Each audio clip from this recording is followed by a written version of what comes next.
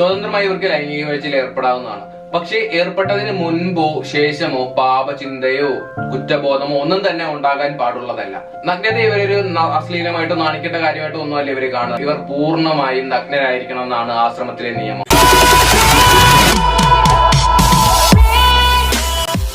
Hello friends, എന്റെ പേര് ഗോകുൽ. പുതിയൊരു വീഡിയോയിലേക്ക് സ്വാഗതം. ഈ 21ാം നൂറ്റാണ്ടിൽ നമുക്ക് ചുറ്റും നഗ്നരായി ജീവിക്കുന്ന ഒരു കമ്മ്യൂണിറ്റി ഉണ്ടെന്ന് പറഞ്ഞാൽ നിങ്ങൾക്ക് വിശ്വസിക്കാൻ പറ്റുമോ? ഈ പറയുന്നത് അഘോരികളെ കുറിച്ചോ അല്ലെങ്കിൽ ദൂരെയുള്ള ആളുകളെ കുറിച്ചോ നമുക്ക് ചുറ്റും, അതായത് കേരളത്തിൽ ഇങ്ങനെ ഒരു കമ്മ്യൂണിറ്റി ഉണ്ടെന്ന് പറഞ്ഞാൽ നിങ്ങൾക്ക് വിശ്വസിക്കാൻ പറ്റുമോ? അതെ, കോഴിക്കോട് വടകരയിലെ സിദ്ധ സമാജത്തെ കുറിച്ചാണ് നമ്മൾ സംസാരിക്കുന്നത്. 1920 രാമക്കുറുപ്പാണ് സിദ്ധ സമാജം രൂപീകരിക്കുന്നത്. ഇതിന് പിന്നിൽ ഒരു കഥ കൂടിയുണ്ട്. പോലീസ് ഓഫീസർ ആയിരുന്നു ഇദ്ദേഹം. ഒരു ദിവസം ഇദ്ദേഹം വീട്ടിൽ വന്നപ്പോൾ രോഗാവസ്ഥയിലിരുന്ന ഗർഭിണിയായ ഇദ്ദേഹത്തിന്റെ ഭാര്യ ഇദ്ദേഹത്തോട് കുറച്ച് ചോദ്യങ്ങൾ ചോദിക്കുകയുണ്ടായി. ചോദ്യങ്ങൾ എന്തായിരുന്നു എന്ന് വെച്ച് കഴിഞ്ഞാൽ, നിങ്ങൾക്ക് എന്നെ രക്ഷിക്കാൻ പറ്റുമോ? എന്റെ രോഗം നിങ്ങൾക്ക് മാറ്റാൻ പറ്റുമോ? നിങ്ങളുടെ ജീവിതത്തിന്റെ ലക്ഷ്യം എന്താണ്? നമ്മൾ എന്തിനു വേണ്ടിയാണ് ജീവിക്കുന്നത്? അങ്ങനെയുള്ള താത്വികമായ പല ക്വസ്റ്റ്യൻസും ആയിരുന്നു. പക്ഷെ ഒന്നിനും തന്നെ ഇദ്ദേഹത്തിന് ഉത്തരം പറയാൻ കഴിഞ്ഞില്ല ആ സമയത്ത്. ഈ സമയത്ത് തന്നെ ഭാര്യ ഇദ്ദേഹത്തിന്റെ മടിയിൽ കിടന്ന് മരിക്കുകയും ചെയ്തു. ഇദ്ദേഹത്തെ വിഷാദത്തിലേക്ക് ആഴ്ത്തുകയും ഇദ്ദേഹം ജോലി രാജിവെക്കുകയും ചെയ്തു. ഇദ്ദേഹത്തിന്റെ പോലീസ് ജോലി രാജിവെച്ച് ഇദ്ദേഹം ഭാരത പര്യടനത്തിൽ ഇറങ്ങി. ഈ ചോദ്യത്തിന് ഉത്തരം തേടിയുള്ള യാത്രയായിരുന്നു ഇദ്ദേഹത്തിന്റെ ഭാരത പര്യടനം എന്ന് പറയുന്നത്. ഇദ്ദേഹം ഇതിനിടയിൽ ഒരുപാട് സ്വാമികളെയും ഗുരുക്കന്മാരെയും കണ്ടുമുട്ടി. പലരോടും ഈ ചോദ്യം ചോദിക്കുകയും ചെയ്തു. പക്ഷെ ഒരിടത്തു നിന്ന് തന്നെ ഇദ്ദേഹത്തിന് സാറ്റിസ്ഫൈങ് ആയ ഒരു ആൻസർ കിട്ടിയില്ല. അതുകൊണ്ട് തന്നെ ഇദ്ദേഹം വീണ്ടും യാത്രകൾ തുടർന്നുകൊണ്ടേയിരുന്നു. അങ്ങനെ പഴനിയിലെത്തിയപ്പോൾ ബോഗർ എന്ന പേരുള്ള ഒരു സന്യാസിയെ ഇദ്ദേഹം കണ്ടുമുട്ടാനിടയായി. അദ്ദേഹം മറ്റുള്ളവരിൽ നിന്നൊക്കെ വ്യത്യസ്തനായിരുന്നു. ഇദ്ദേഹത്തിന്റെ സംശയങ്ങളെല്ലാം അദ്ദേഹത്തോട് പറഞ്ഞു. ഇദ്ദേഹത്തിന്റെ കയ്യിലുണ്ടായിരുന്ന ചോദ്യങ്ങളെല്ലാം തന്നെ ഇദ്ദേഹത്തോട് പറയുകയുണ്ടായി. മറ്റുള്ളവരിൽ നിന്നെല്ലാം വ്യത്യസ്തമായി ഇദ്ദേഹത്തിന് സാറ്റിസ്ഫൈങ് ആവുന്ന രീതിയിലുള്ള ആൻസറുകളാണ് ഈ ബോഗറിൽ നിന്ന് ലഭിച്ചത്. പിന്നീടാണ് മനസ്സിലാക്കുന്നത് ഇദ്ദേഹം 250 സിദ്ധരഹസ്യങ്ങൾ പറയുന്ന ഒരു സിദ്ധനാണ്. ഈ ബോഗർ ഇദ്ദേഹത്തെ വിളിച്ചുകൊണ്ട് ഒരു ഗുഹയിൽ പോവുകയും അവിടെ വെച്ച് ഈ സിദ്ധരഹസ്യങ്ങൾ കൈമാറിയതായുമാണ് പറയപ്പെടുന്നത്. അങ്ങനെ ഈ സിദ്ധരഹസ്യങ്ങൾ പകർന്നു കിട്ടപ്പെട്ട ഈ രാമക്കുറുപ്പ് പിന്നീട് ഇദ്ദേഹത്തിന്റെ പേര് മാറ്റി ശിവാനന്ദ പരമഹംസൻ എന്ന പേര് സ്വീകരിക്കുകയും ഇദ്ദേഹം നാട്ടിലേക്ക് വരികയും ചെയ്തു. നാട്ടിലേക്ക് വന്ന ഇദ്ദേഹം വടകരയിൽ സിദ്ധ സമാജം രൂപീകരിക്കുകയും സിദ്ധവേദം എന്ന് പറയുന്ന ഒരു ബുക്ക് രചിക്കുകയും ചെയ്തു. അതിൽ 250 ചട്ടങ്ങൾ അടങ്ങുന്നതാണ് ഈ ബുക്ക്. ഇന്നും ഈ സിദ്ധ സമാജത്തിലുള്ളവർ ഈ 250 ചട്ടങ്ങൾ അടങ്ങുന്ന ഈ പുസ്തകത്തെ അനുസരിച്ചാണ് ജീവിക്കുന്നത്. ആശ്രമത്തിൽ സ്ത്രീകളും പുരുഷന്മാരും ഉണ്ട്. ആശ്രമത്തിലെ പുരുഷന്മാർക്ക് മുട്ടുവരെ നീളമുള്ള വെളുത്ത വസ്ത്രം ധരിക്കാവുന്നതാണ്. അത് കണക്കിന് സ്ത്രീകൾക്ക് മുട്ടുവരെ നീളമുള്ള വെളുത്ത വസ്ത്രവും മാറുമറയ്ക്കാനുള്ള ഒരു വസ്ത്രവും ധരിക്കാവുന്നതാണ്. അത് രണ്ടും വെളുത്ത വസ്ത്രങ്ങളാണ് ഇവർ ഉപയോഗിക്കുന്നത്. ആശ്രമത്തെ സംബന്ധിച്ചിടത്തോളം ആശ്രമത്തിലുള്ളവർക്ക് ജാതിയോ മതമോ ബന്ധങ്ങളോ ഒന്നും തന്നെ പാടുള്ളതല്ല. ഇവരുടെ ഓരോ ദിവസവും 3 വിഭജിച്ചിരിക്കുന്നു. 8 മണിക്കൂർ ജപം, 8 മണിക്കൂർ വിശ്രമം, 8 മണിക്കൂർ ജോലി എന്നിങ്ങനെ 3 വിഭജിച്ചിരിക്കുന്നു. ഈ മന്ത്രം തന്ത്രം അങ്ങനെയുള്ള കാര്യങ്ങളെല്ലാം തന്നെ വേസ്റ്റ് ഓഫ് ടൈം ആണെന്നാണ് ഇവർ വിശ്വസിക്കുന്നത്. ജപം എന്നാൽ ഇവർ പ്രാർത്ഥിക്കാൻ എടുക്കുന്ന സമയമാണ്. അതായത് മൈൻഡ് ക്ലിയർ ചെയ്യാനായിട്ട് എടുക്കുന്ന സമയമാണ് ഈ ജപം എന്ന് പറയുന്നത്. അതും 4 ഡിവൈഡ് ചെയ്തിരിക്കും. രാവിലെ 3 മണിക്കാണ് ഇവർ ഒരു ദിവസം തുടങ്ങുന്നത്. രാവിലെ 3 മണിക്ക് ഒരു ജപം, ഉച്ചയ്ക്ക് 12 മണിക്ക്, വൈകുന്നേരം 6 മണിക്ക്, രാത്രി 7:30 എന്നിങ്ങനെയാണ് പോകുന്നത് ഇവരുടെ ജപസമയം. ഇത് 3 മണിക്കൂറോളം വരുന്ന ഇതാണ്. ടോട്ടലി 8 മണിക്കൂറാണ് ഇവർ ജപത്തിനായി മാറ്റിവെക്കുന്നത്. ഈ ജപം നടക്കുന്ന സമയങ്ങളിലും ഭക്ഷണം കഴിക്കുന്ന സമയങ്ങളിലും ഇവർ പൂർണ്ണമായും നഗ്നരായിരിക്കണം എന്നാണ് ആശ്രമത്തിലെ നിയമം. നഗ്നത ഇവരൊരു അശ്ലീലമായിട്ടോ നാണിക്കേണ്ട കാര്യമായിട്ടോ ഒന്നുമല്ല ഇവര് കാണുന്നത്. മറിച്ച് ഇവർ കാണുന്നത് എന്താന്ന് വെച്ച് കഴിഞ്ഞാൽ, മനുഷ്യൻ ജനിച്ചു കഴിഞ്ഞാൽ ഓരോ മനുഷ്യന്റെയും പൂർണ്ണമായ രൂപം, അതായത് പച്ചയായ രൂപം എന്ന് പറയുന്നത് നഗ്നതയാണ്. നമ്മൾ അതിന് മുകളിൽ ഉപയോഗിക്കുന്ന വസ്ത്രങ്ങളെല്ലാം അത് മറയ്ക്കാൻ ഉപയോഗിക്കുന്നവരാണ്. നമ്മളായിരിക്കുന്നത് നമ്മൾ നഗ്നരായിരിക്കുമ്പോഴാണെന്നാണ് ഇവർ വിശ്വസിക്കുന്നത്. അതുകൊണ്ട് തന്നെ ഇവർ ഇതിനൊരു അശ്ലീലമായിട്ടോ നാണിക്കേണ്ട കാര്യമായിട്ടോ ഒന്നും തന്നെ കാണുന്നില്ല. വിവാഹം എന്ന് പറയുന്ന ഒരു കോൺസെപ്റ്റ് ഇവർക്കില്ല. വിവാഹം എന്ന് പറയുന്ന ഒരു കോൺസെപ്റ്റ് ഒരു ബന്ധത്തിലേക്കും അതുവഴി നിയമങ്ങൾ ലംഘനത്തിന് കാരണമാക്കും എന്നുള്ളത് കൊണ്ട് തന്നെ ഇവർക്കിടയിൽ വിവാഹങ്ങൾ കഴിക്കാറില്ല.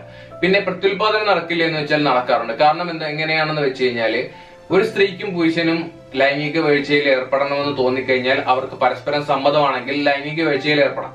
പക്ഷെ അതും പബ്ലിക് ആയിട്ടായിരിക്കണം. അതായത് ഒരു മറവ് പിടിച്ച് ചെയ്യാൻ പാടില്ല. ഒരു മറവിൽ ഇവർക്ക് ലൈംഗിക വീഴ്ചയിൽ ഏർപ്പെടാനുള്ള സ്വാതന്ത്ര്യം അല്ലെങ്കിൽ അവകാശം സിദ്ധാശ്രമത്തിലില്ല. അവർക്ക് പബ്ലിക് ആയിട്ട് മറ്റുള്ളവർ കാണുകയോ കാണാതിരിക്കാതെ അവരുടെ ഇഷ്ടമാണ്. അവർക്ക് നോക്കുകയോ നോക്കാതിരിക്കുകയോ ചെയ്യാം. അതൊന്നും ഇവരെ ബാധിക്കുന്നതല്ല. ഇവർക്ക് രണ്ടുപേർക്കും പൂർണ്ണമായിട്ടും താല്പര്യമുണ്ടെങ്കിൽ, പൂർണ്ണ സമ്മതം ഉണ്ടെങ്കിൽ മാത്രം ഇവർക്ക് രണ്ടുപേർക്കും ലൈംഗിക വീഴ്ചയിൽ ഏർപ്പെടാവുന്നതാണ്.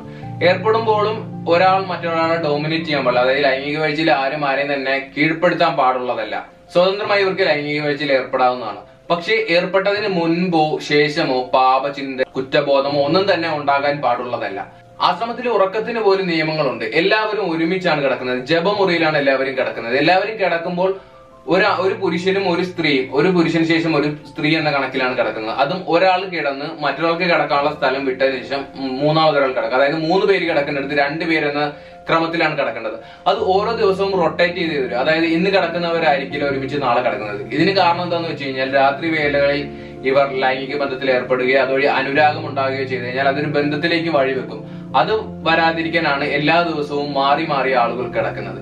ആശ്രമത്തിനുള്ളിൽ ഇതുപോലെ തന്നെ സ്വയമായി വളരുന്ന രോമങ്ങൾ ഒന്നും തന്നെ മുറിക്കാനുള്ള അവകാശമില്ല. മുടി വെട്ടാനോ ഷേവ് ചെയ്യാനോ അങ്ങനെയുള്ള ഒരു അവകാശങ്ങളില്ല. കാരണം ഇതെല്ലാം തന്നെ നമുക്ക് നോർമലി ഉണ്ടാകുന്ന വളർച്ചകളാണെന്നും ഇതൊന്നും മുറിച്ചു മാറ്റേണ്ട കാര്യമില്ലെന്നാണ് ഇവിടെ ഉള്ളവർ വിശ്വസിക്കുന്നത്. അതുകൊണ്ട് തന്നെ ഇവിടെ ഉള്ളവർ ആരും തന്നെ ഷേവ് ചെയ്യാറില്ല.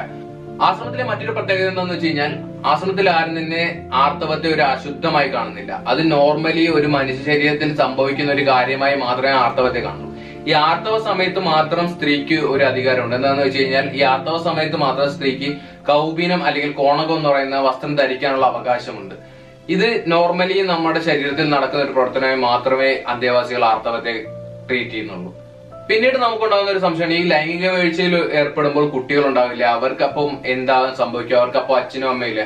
ഉണ്ട്. ലൈംഗിക വീഴ്ചയിൽ ഏർപ്പെടുന്നവർക്ക് കുട്ടികൾ ഉണ്ടാകുന്നുണ്ട്, അവർക്ക് അച്ഛനും അമ്മയും ഉണ്ട്.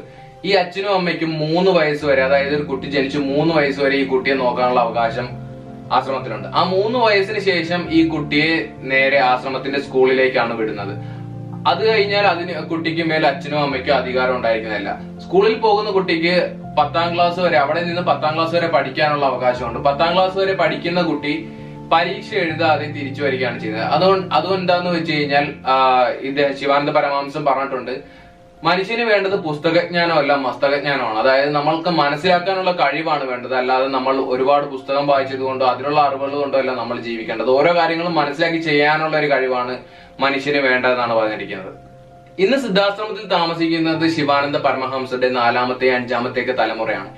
സിദ്ധാശ്രമത്തിൽ എല്ലാവർക്കും ഇഷ്ടമുള്ള പോലെ ജീവിക്കാനൊന്നും സാധിക്കില്ല. അവിടുത്തെ നിയമങ്ങളും ചട്ടങ്ങളും അനുസരിച്ച് മാത്രമേ സിദ്ധാശ്രമത്തിൽ ജീവിക്കാൻ പറ്റുള്ളൂ. അത് മോണിറ്റർ ചെയ്യാനായിട്ട് ഒരാൾ എപ്പോഴും അവിടെ ഉണ്ടാവും. ഓരോരുത്തരുടെയും ഓരോ ദിവസം തുടങ്ങി ഉറങ്ങുന്നത് വരെയുള്ള കാര്യങ്ങൾ അവരെന്തൊക്കെ ചെയ്യുന്നുണ്ട്, അവരെന്തൊക്കെ ചെയ്യുന്നില്ല എന്നുള്ള കാര്യങ്ങളെല്ലാം മോണിറ്റർ ചെയ്യാൻ ഒരു ആളെ അവർ ഏർപ്പെടുത്തിയിട്ടുണ്ട്. ഇത് മാറി മാറി വരും. ഈ ഏർപ്പെടുത്തിയിരിക്കുന്ന ആൾ മാറി മാറി വരുന്നതാണ്.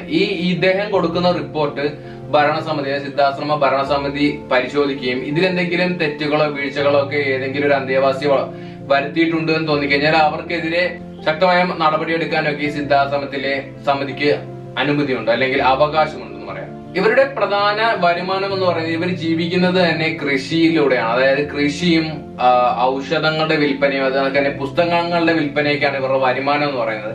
ഇവർ ആ പരിസരത്തുള്ളവർക്കോ ആ നാടിനോ ഒന്നും തന്നെ ആരെയും ഹേർട്ട് ചെയ്യാതെ, അല്ലെങ്കിൽ അവരുടെ മതചിന്തകളെയോ അല്ലെങ്കിൽ അവരുടെ കാഴ്ചപ്പാടുകളെയോ ഒന്നും മുറിവേൽപ്പിക്കാതെയാണ് ജീവിക്കുന്നത്. ഇവർ ആരുമായൊരു പ്രശ്നവും ഉണ്ടാക്കുന്നില്ല. ഇവർ ആരെയും അടിച്ചേൽപ്പിക്കാനോ അതിലേക്ക് വിളിക്കാനോ ഒന്നും തന്നെ പോകുന്നില്ല. അതുകൊണ്ട് തന്നെ ചുറ്റുമുള്ളവരുമായി തന്നെ ഇതുവരെ ഒരു പ്രശ്നങ്ങളും ഉണ്ടായിട്ടില്ല. സിദ്ധാശ്രമത്തിനെതിരെ ഇതുവരെ കേസുകളോ ഒന്നും തന്നെ ഉണ്ടായിട്ടില്ല. കാരണം എന്താണെന്ന് വെച്ച് കഴിഞ്ഞാൽ ഇവർ മറ്റുള്ളവരെ ശല്യപ്പെടുത്താൻ പോകാറില്ല എന്നുള്ളത് തന്നെയാണ്. 1920 ശിവാനന്ദ പരമഹംസ സ്ഥാപിച്ച ഈ സിദ്ധാശ്രമത്തിന് ഇന്ന് ഈ 2021 ഒരുപാട് ശാഖകളുണ്ട്. സേലത്തും പേരാമ്പ്രയിലും കുറ്റിച്ചാൽ അങ്ങനെ പല പല സ്ഥലങ്ങളിലായി ഒരുപാട് ബ്രാഞ്ചുകളുണ്ട്. അതുപോലെ തന്നെ അന്തേവാസികളും ഒരുപാടാണ്. കാണുന്നവന്റെ കണ്ണിലാണ് അശ്ലീലം. ഇവരുടെ ചിട്ടകളെയും ആചാരങ്ങളെയും എല്ലാം അശ്ലീലമായി കാണാൻ ശ്രമിച്ചാൽ ഒരുപക്ഷെ നമുക്ക് അശ്ലീലമായി തോന്നിയേക്കാം. എന്നാൽ അവരെ സംബന്ധിച്ചിടത്തോളം, അന്തേവാസികളെ സംബന്ധിച്ചിടത്തോളം അവർക്ക് നഗ്നത എന്ന് പറയുന്നത് ഒരു അശ്ലീലമല്ല. അവരുടെ ജീവിതത്തിലെ തന്നെ ത്യാഗനിർഭരമായ ഒരു അവസ്ഥയാണ് ഈ നഗ്നത എന്ന് പറയുന്നത്. ഇവർ നഗ്നതയെ ഒരു പാപമായിട്ടോ അല്ലെങ്കിൽ നാണിക്കേണ്ട ഒരു കാര്യമായിട്ടോ അല്ല കാണുന്നത്. ഇവർ വിശ്വസിക്കുന്നത് ഓരോ മനുഷ്യന്റെയും സഹജമായ സ്ഥായി രൂപം എന്ന് പറയുന്നത് നഗ്നതയാണ്. അതിനു മുകളിൽ നമ്മൾ ഉപയോഗിക്കുന്ന ഓരോ മിനുക്കപ്പണികളും അല്ലെങ്കിൽ വസ്ത്രങ്ങളും എല്ലാം തന്നെ കൃത്രിമമാണ് എന്നാണ് പറയുന്നത്. ഒരു മനുഷ്യൻ എങ്ങനെയാണോ ജനിച്ചു വരുന്നത്, അമ്മയുടെ വയറ്റിൽ നിന്ന് ജനിച്ചു വരുന്നത്, അതുപോലെ തന്നെ വേണം അവൻ മരിക്കാനും എന്നാണ് പറയുന്നത്. അതുകൊണ്ട് തന്നെ ഇവർ ക്ഷൗരം ചെയ്യുകയോ അല്ലെങ്കിൽ ഇവരുടെ മുഖത്ത് രോമങ്ങൾ മുഖത്തെ ശരീരത്തെ രോമങ്ങൾ മുറിച്ചു മാറ്റുകയോ അല്ലെങ്കിൽ കാതുകുത്തുകയോ പൊട്ടുകൊടുകയോ അങ്ങനെയുള്ള ഒരു മാറ്റങ്ങൾ ഇവരുടെ ശരീരത്തിന് വരുത്തുന്നതല്ല. ഒരു മനുഷ്യൻ എങ്ങനെയാണോ ജനിക്കുന്നത് അതുപോലെ തന്നെ വേണം അവരുടെ വളർച്ചയെത്തി അവൻ മരിക്കാനെന്നാണ് ഇവർ വിശ്വസിക്കുന്നത്. സോ ഫ്രണ്ട്സ്, ഇതായിരുന്നു ഇന്നത്തെ നമ്മുടെ വീഡിയോ. ഇതേപോലുള്ള മറ്റ് കമ്മ്യൂണിറ്റികളെ കുറിച്ച് നിങ്ങൾക്ക് അറിയാമെങ്കിൽ താഴെ കമന്റ് ചെയ്യുക. ഞാൻ ഇനി വേറെ എന്ത് ടോപ്പിക്കിനെ കുറിച്ച് വീഡിയോ ചെയ്യണം എന്നുള്ള കാര്യങ്ങൾ നിങ്ങൾ താഴെ കമന്റ് ചെയ്യുക. വീഡിയോ ഇഷ്ടപ്പെട്ടാൽ ലൈക്ക് ചെയ്യുക, നിങ്ങളുടെ ഫ്രണ്ട്സിനൊക്കെ ഷെയർ ചെയ്യുക. ഈ ചാനൽ സബ്സ്ക്രൈബ് ചെയ്ത് കഴിഞ്ഞാൽ ഞാൻ അടുത്തിരുന്ന വീഡിയോയുടെ നോട്ടിഫിക്കേഷൻ നിങ്ങൾക്ക് കിട്ടുന്നതായിരിക്കും. അപ്പൊ അടുത്തൊരു വീഡിയോയിൽ നമുക്ക് വീണ്ടും കാണുന്നവരെ